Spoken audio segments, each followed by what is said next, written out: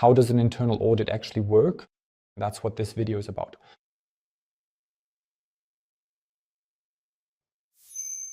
First of all, an audit is nothing to be afraid of.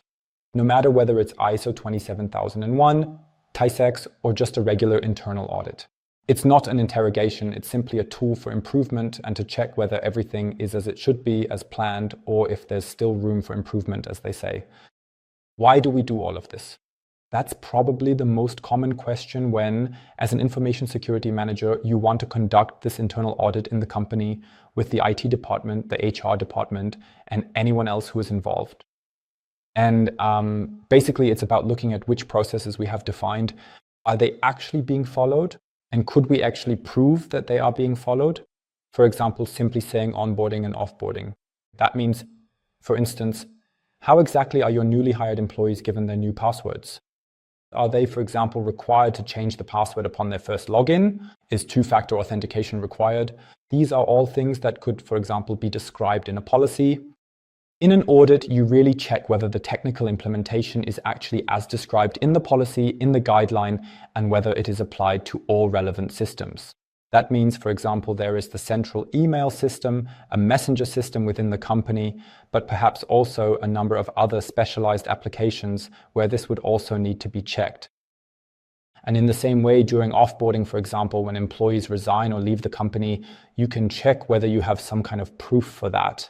Was there perhaps a checklist, a ticket, or something similar that allows me to trace, okay, this employee resigned, and on such and such a date, we deactivated their account, we collected their office key, or whatever the case may be, so that you really have this as a checklist, because that's exactly what an external auditor would ask for, to see precisely these kinds of proofs in order to review the processes.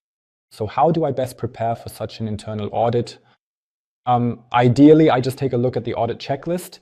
That means it can be the original checklist from an ISMS standard or even my own checklist of what I want to audit. And then I look at which policies I have for this, which employees might I need, which subject matter experts.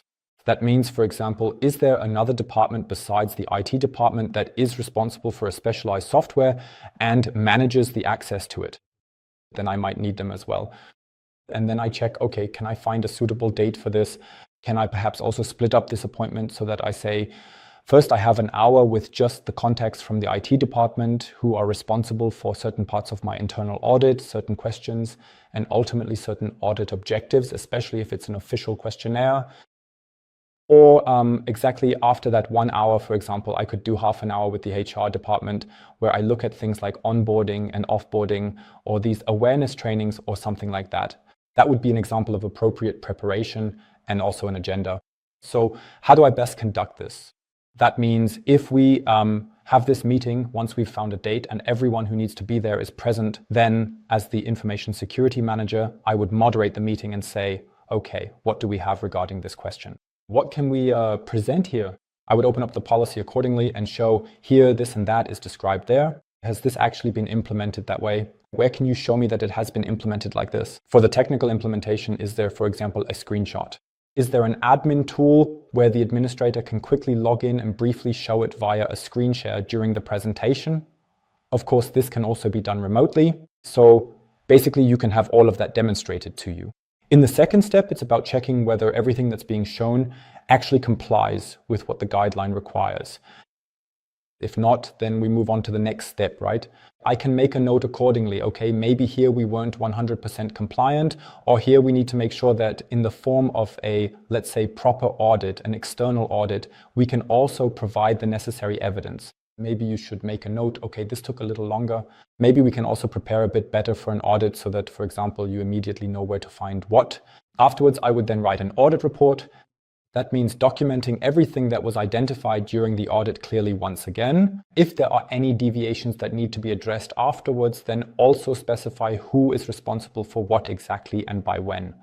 That means that everything is transparent for all employees and that management is also up to date, and to check, okay, there were still some points to be completed, and then after, let's say, 4 to 6 weeks, depending on the time frame you set, to follow up with the relevant departments.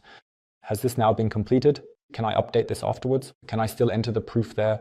Do we have that? Or do we basically need to set up a new process for that? For more videos like this, feel free to subscribe to the channel and leave a like.